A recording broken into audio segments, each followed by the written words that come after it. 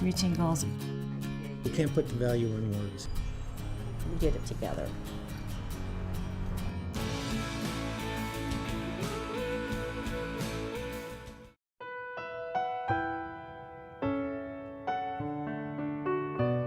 It was the time that parents were told by professionals, place them, get on with your life. There were no programs for them. A bunch of parents got together and said there's no real services for my children. The school didn't accept responsibility for training children that weren't educable. The public law then did not allow children with mental handicaps in the school system. And so the parents basically went door to door to find funding for a teacher. It's a classic story of parent volunteers to provide programs where there were none for their children with developmental disabilities. It was extremely difficult. We've come a long way in providing a lot of very connected community services and getting away from institutional care to more community integrated care.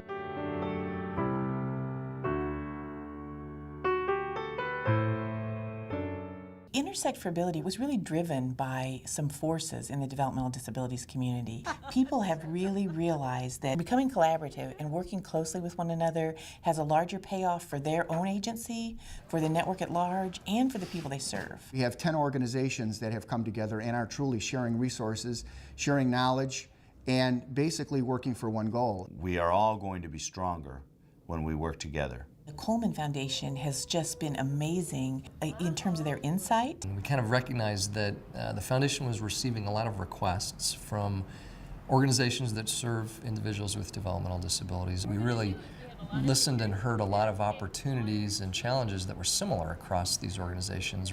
We discovered the Hope Institute. We had developed some expertise in building networks. And so we jointly worked on framing up a manner by which these organizations might be able to come together in a collaborative way. The agencies that are involved in this network came to this network with solid reputations. They care about their reputation, and what they came to the network wanting to do is get even better. Barbara also was a parent of a child with disabilities.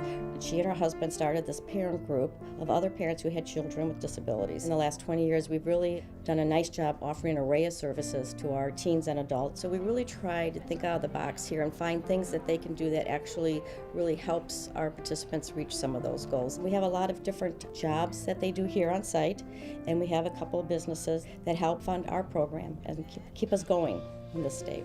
For some of our participants, that's the first time they ever earned a paycheck. One of the biggest things that we really have focused on, and I've been so impressed with, is the sensory therapy program. We have people who are now using more meaningful language that did not have meaningful language because of the sensory program. They're constantly pushing the envelope for the network to really advance our expertise in sensory issues. Parents are able to take their kids to restaurants and bowling alleys and places they could not take them before.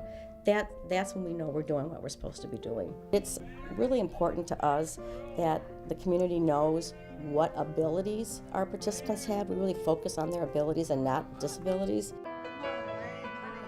There are so many families that need services. When I can help them get through the maze, that really makes me feel good.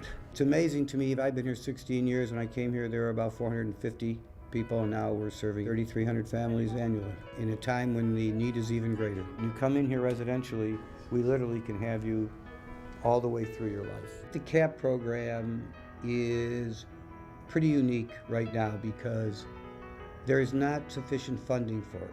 Therefore, we're actually fundraising to cover the cost. And it's really about autism, and it's about individualized services. I think that's the key. The Commons is an interesting place. National trend is smaller, smaller, smaller. However, in today's situation, when you have over 46 of the 92 people in wheelchairs, and it's accessible with 24-hour nursing, where are people going to go? Clearbrook really made a commitment to providing programs that were appropriate to seniors with developmental disabilities. What you've seen is only a small indication of what we can do.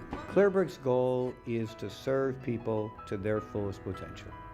Easter Steel Chicago has been in operation since 1936. We provide a variety of services from birth to adulthood. We serve the lifespan of individuals. As an organization, we serve 10 counties in Illinois, not just in the Chicago area. We're out in Rockford, We're out in Northwest Indiana as well. And now with this expansion, the Therapeutic School and Center for Autism Research, warm water therapy pool, gymnasium, and the fitness center, and then independent living, we're able to reach out to more people. So that's really what I'm looking forward to. I just have that passion of helping individuals with disabilities. They bring all the benefits of a pretty large organization that has a national presence. Having the support of our national organization and helping us grow, I think that's what gives me the passion, and see the families and the children make so much progress. That's what makes me continue to want to do what I do, and to work together with the other organizations who have that same passion. Elam's been here since 1948. It was founded really as a private Christian school, is now a multi-pronged social service agency. The Christian love and care that's provided is absolutely essential, integral to what we do. We've been able to develop a program for adults with autism. When we talk about autism, we're talking about developing an environment that's uniquely theirs. They have a lot to give. And if they're able to move past and be able to cope with a lot of the autistic realities they face, they can be a significant contributor to our communities. They have people with disabilities that are supporting some mission opportunities and want to know what their work is doing. Go to Peru.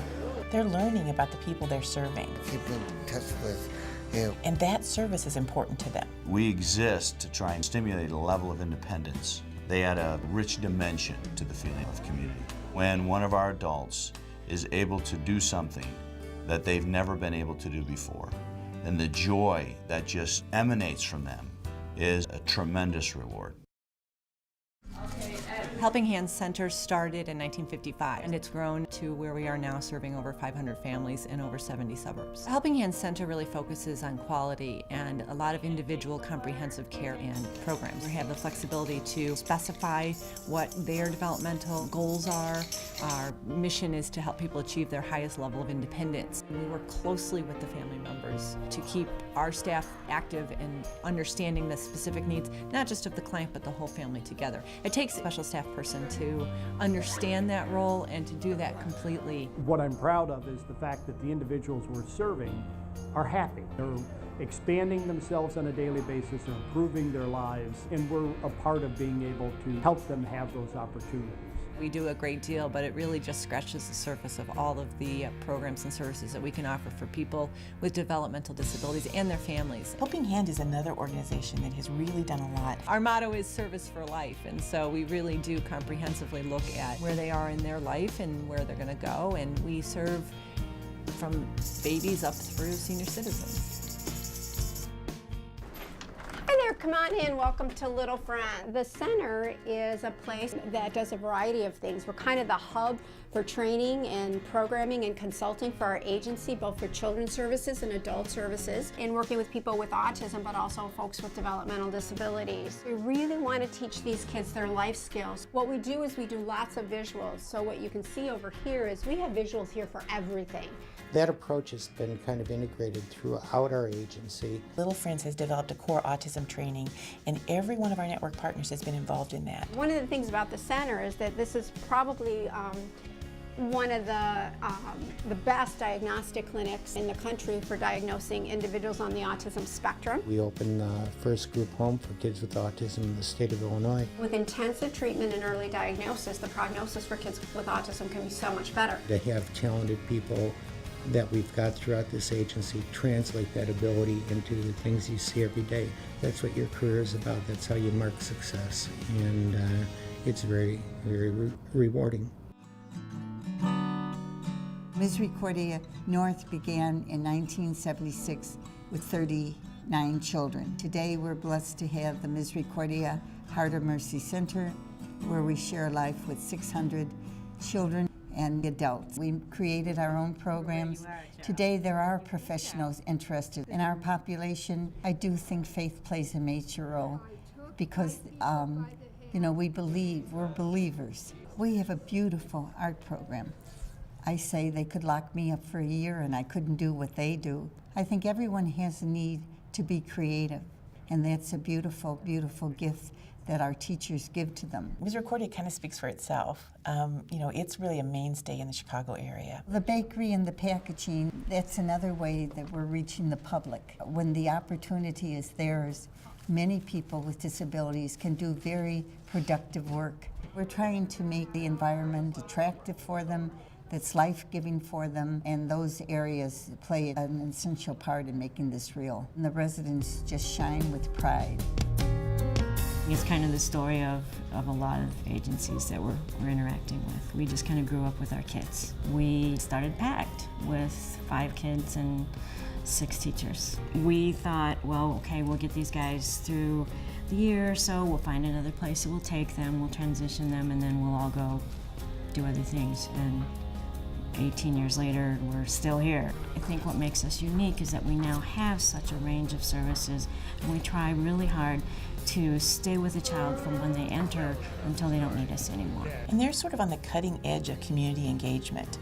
So PACT is really interested in the people they serve, being out in the community, working, living in the community, rubbing elbows with their neighbors, having cookouts, you know, and so I think PACT really sets the stage for community integration. The biggest thing that they need to understand is before all the special intervention, which it takes, we need to teach people that an individual with autism or any disability is a person first. Park Lawn has done a lot in terms of supporting administration. I think one of the things that's interesting about our organization was that there are really no entrance requirements for the individuals coming in. All you had to have was a child with special needs and a commitment to want to maintain that child within the family and have it part of their community. Our organization has evolved over time to provide services to many different individuals. I think that the fact that our individuals would want to learn a language above and beyond their own is indicative of how they are part of today's society. What has been at the core is the value of each individual as individual, and I think the very fact that we have people that are in need of total medical care to people that can function fairly independently in community and jobs has kept us in tune with the human value that is intrinsic to all of us. So Park Lawn continues to have open arms to provide services for individuals, not what we think is right, but also what their particular needs are. Segwin Services is an organization that has been in existence for about 60 years, primarily starting as a small school and then transitioning to vocational services, residential services, and children's foster care services. We've been pretty aggressive in wanting to create housing that is fully integrated in the communities. We have 60 group homes spread out throughout the western Cook County, and we have a home in DuPage County area. We've been able to grow in the area of supported employment. We have over 200 individuals engaged in real job situations, part-time and in some cases, yes, full-time. Aggressively addressing that orientation, I think, at Segwin is a thing that has been the focal point of our growth. The climate at Segwin is just amazing. Right away, you know that it's a person-centered organization. Positive rewards are obviously in the outcomes that our participants accomplish on a year-by-year basis. Self-esteem is probably the most important thing for all of our lives, and whether we have a disability or not, but enhancing and promoting and building self-esteem with individuals with disabilities is something that they appreciate most, and it really results in things that you could never imagine persons with disabilities could ever do. We all have more than we can handle sometimes, so we can rely on each other and help each other to meet all those needs. The impetus and the starting point is Coleman Foundation, who has graciously come together and understands what the future is going to require in terms of our own survivals of our own missions. And I think Coleman does really recognize it. They understand the power of partnerships, the power of collaboration, and that no one can go it alone anymore, nor should we go it alone anymore. I think other agencies and foundations and funders see this as a place where really quality agencies are convened. So it's the quality of the individual agencies. I also think it's really the network premise. I think people realize that we've wasted a lot of energy over the years competing with each other, and I think people are really ready to collaborate. It's leading to better service delivery. But I think almost more importantly is that the work that was done across the organizations in those programs has created connections between organizations, has, I think, changed the culture of organizations. They came on board and they put money towards this initiative, and they have seen their dollars multiply in terms of services. We want to share this with other funders, and we really think that there's tremendous opportunity for other funders to benefit, not only being true to their mission, but becoming better funders in working with a network like this and learning how this type of interaction and growth of organizations takes place. Everyone has dreams for their kids, and that doesn't change because your child has a disability. Intersect really helped us continue that dream. And that's the reality of intersecting our lives with the people that we're called to serve. I'm all in for life.